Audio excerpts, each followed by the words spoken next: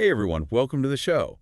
Have you ever wondered what really goes on behind the closed doors of those unbelievably lavish estates? The ones we only see glimpses of in magazines. Yeah, the kind of places where money seems like it's no object. Exactly. But what happens when the people living in that kind of world, people who seem to have it all, are suddenly confronted with a threat that strips away all that privilege? What lengths will they go to protect their families? What secrets will they uncover? What lines will they cross? That's a fascinating question, isn't it? It's easy to speculate, but I think we often underestimate just how much wealth can act as a shield, protecting people from the harsh realities that the rest of us grapple with every day. And that's precisely the unsettling territory we're diving into today with Danny Dagan's thriller, The Game. Oh, this one's a real page turner. If you're interested in checking it out yourself, you can find a link to it on Amazon down in the description. But trust me, this is so much more than your average kidnapping story. Dagan really digs deep into the psychology of these characters, both the victims and their families, forcing them to confront some pretty impossible choices. It's a story that keeps you on the edge of your seat while also exploring some profound questions about wealth, family, and the lengths people will go to in order to survive. I think one of the things that makes the game so compelling is the way Dagan slowly peels back the layers of these characters' lives. You start out thinking you have them figured out, but then every twist and turn reveals a new dimension, a new secret, a new motivation. Absolutely. So in this deep dive, we're going to focus on those first few crucial hours of the story. We'll be looking at the abduction of those five individuals: Noah Gant, Emily Hammerson, Johnny Salt, Zane Sael, and Ashley Burrows, the dramatic ransom demands that follow, and some of the early, truly surprising twists that set the stage for the rest of the novel. Drawing directly from the book itself, we're going to unpack those key events, try to get inside the heads of these characters and understand what drives them, and ultimately explore what Dagan's story has to say about the world of the ultra-rich, their complex family dynamics, and that raw, primal instinct to survive when everything is on the line. Sounds like a plan.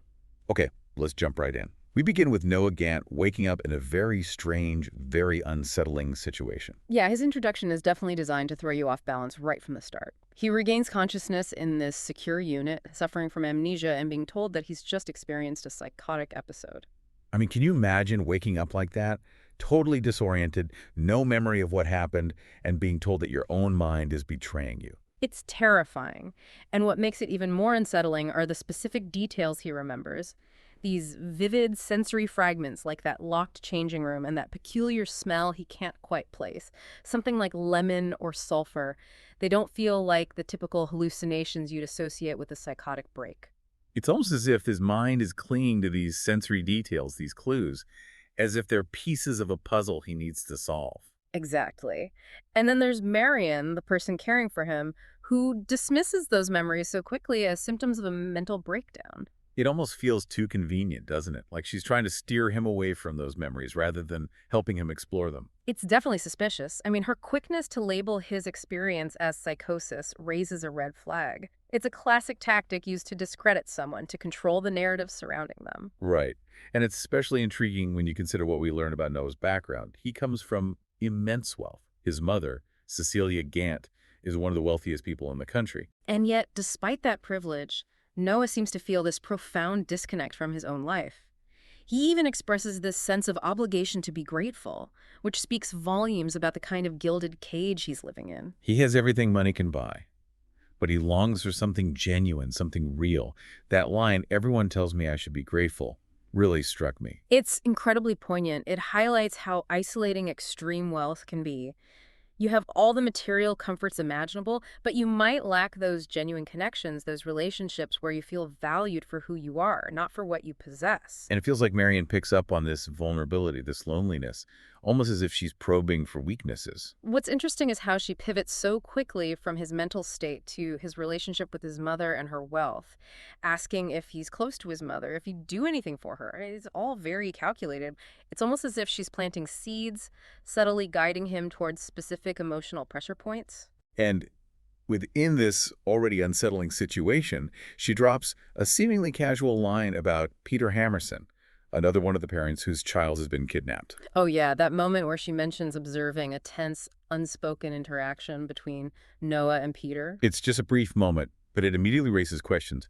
Why would Peter Hammerson, a seemingly unrelated individual, be part of Noah's story from the very beginning. It's one of those subtle details that Dagan weaves into the narrative, hinting at a larger, more intricate web of connections beneath the surface. Okay, so while Noah's trying to piece together what happened to him, the parents of the other kidnapped children are gathering at Ewald House in Northumberland. Yeah, Edwald House, this grand estate, almost like a fortress nestled away in the English countryside. And the scene is described as feeling like an airfield with all the helicopters arriving.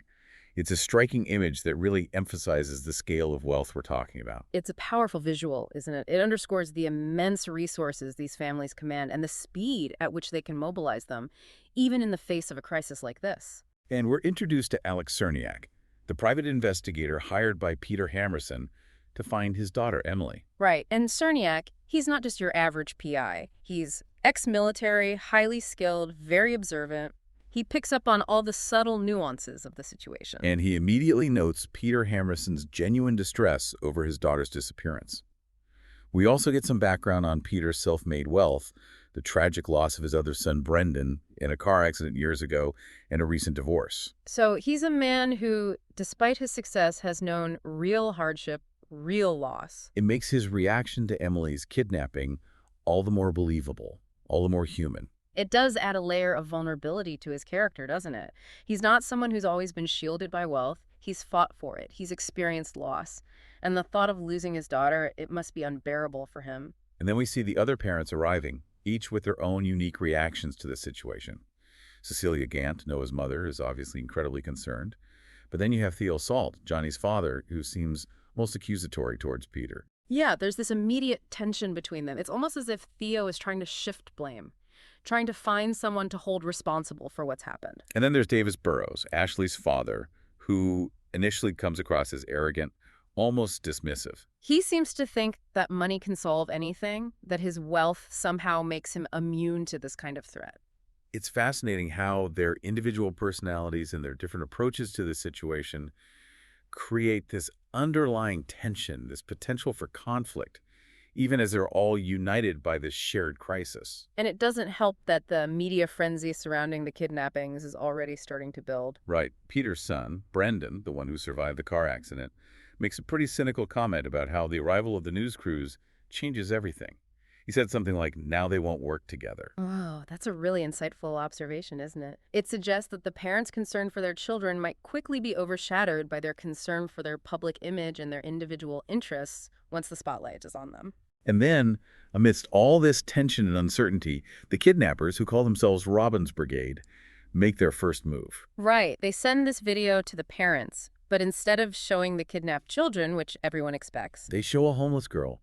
It's such an unexpected, unsettling choice. it really throws you off. Yeah. And it immediately makes you question their motivations. Are they just after money, or is there something more to their agenda? Are they trying to make some kind of statement about wealth inequality? Are they trying to elicit sympathy from the public? It's a brilliant, albeit very disturbing, tactic. And then they lay out their demand. The parents must work together to secure the release of their children. Which, given the already simmering tensions in that room, seems like an almost impossible task. It's almost as if the kidnappers are intentionally trying to exacerbate the conflict, to pit the parents against each other. And it's a classic manipulation technique, isn't it? It forces these fiercely independent, competitive individuals to rely on each other, which could either lead to unexpected alliances or further escalate their conflicts. And speaking of conflict, we see Theo Salt immediately resorting to a very calculated strategy. He consults with his advisors, Avery Reese and Jim Latter, about this idea of proposing a deliberately low ransom figure, what they call an anchor. The idea is to influence the other parents, to try to keep the overall ransom amount down. It's a very cold, very strategic approach, especially considering his own son is one of the victims. It really reveals a ruthless side to his character, doesn't it? He's willing to apply a business-like logic to a situation where his own child's life is at stake. It's a chilling reminder of how wealth can sometimes distort one's sense of humanity. Meanwhile, Peter Hammerson seems to be withdrawing into himself, relying heavily on Cerniak for updates. He's clearly devastated, but he seems almost paralyzed by the situation. I think his reaction is understandable, especially given his past experiences with loss. He's already lost one son, and now his daughter's life is hanging in the balance. It's got to be incredibly overwhelming for him. And as Cerniak observes the parents, he overhears a very heated argument between Peter Hammerson and Cecilia Gant. That's a pivotal moment, isn't it? It immediately suggests a hidden connection between them, something they're desperate to keep secret. What could they possibly be arguing about at a time like this? It makes you question if the kidnappings were truly random or if there's a deeper, more personal motive at play. It's a great example of how Dagan uses seemingly small details to introduce layers of suspicion and intrigue into the story.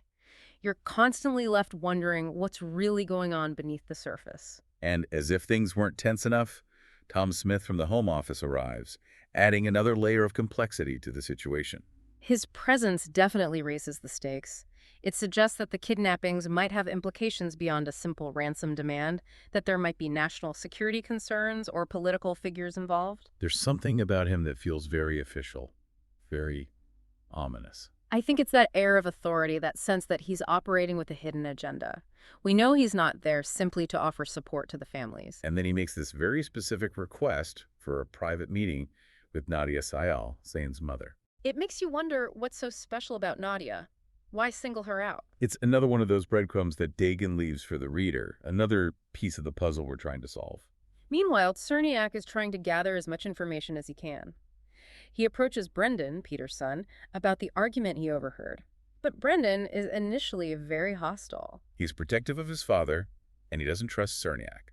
But later, when Cerniak confronts him again, Brendan reluctantly cooperates.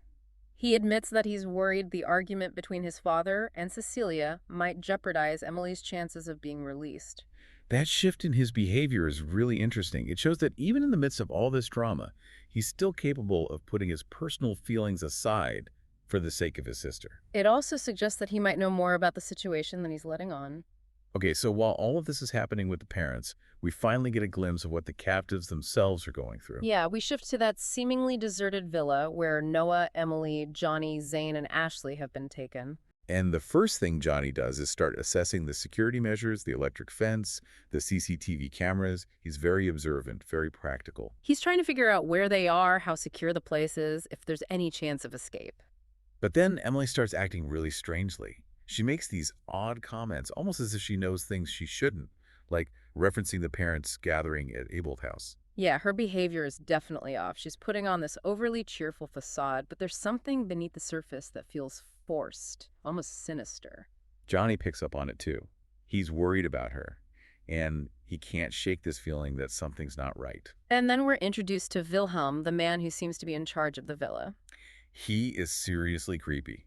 He makes these unsettling pronouncements about the captives and their families. He seems to know everything about them, their secrets, their vulnerabilities. He's clearly relishing the power he has over them. He's playing mind games, using his knowledge as a weapon to intimidate and manipulate them. There's a moment where he seems almost distracted by Ashley, as if he has a particular interest in her. It's a small detail, but it adds to that sense of unease, that feeling that there's something more going on than we initially realized. And then he gives them this chilling piece of advice. Enjoy your days. Oh, that line is so ominous. It implies that their time is limited, that something terrible is about to happen. And just when they're starting to process their situation, just when they're trying to figure out what's going on, Noah is suddenly taken away. It's a brutal reminder of their powerlessness. One minute he's there and the next he's gone, leaving the others to wonder what's happened to him. And he's taken to this interrogation room where he comes face to face with Bill Drake, who's pretending to be Wilhelm and Marion. This is where the story takes a really dark turn. Bill reveals that they have control over Cecilia Gant's pacemaker. They're using her life as leverage against Noah, threatening to kill her if he doesn't cooperate. It's a shockingly cruel tactic, and it demonstrates just how far these kidnappers are willing to go. After enduring that terrifying ordeal, Noah is returned to the others in the basement, carrying the weight of that secret and the immense pressure of protecting his mother. He's forced to interact with the others while concealing this life-or-death ultimatum he's been given. It's gotta be incredibly isolating for him. And then, through a video screen, Bill, still posing as Wilhelm, delivers this devastating announcement. He tells the captives that the government has refused to pay any ransom. This is a major escalation of the situation. It essentially removes any hope of a quick resolution, and it puts the hostages in an impossible position. And then comes the ultimatum. Bill tells them that one of them has to volunteer to be executed. It's a horrific choice, a truly impossible situation, and it reveals the cold, calculated nature of their captors. They're playing a game with people's lives. Bane, surprisingly, steps forward, willing to sacrifice himself. But then, in a desperate act of love for his mother, Noah knocks Zane unconscious and takes his place. It's a truly selfless act. He's putting his own life on the line to save his mother, even though he's terrified. As he prepares for what he believes is his imminent death, we get this incredibly poignant glimpse into his thoughts. He reflects on his life, his regrets, and ultimately his deep love for his mother. It's a powerful reminder that even in the face of death, even when everything else is stripped away, the bonds of family can be incredibly strong.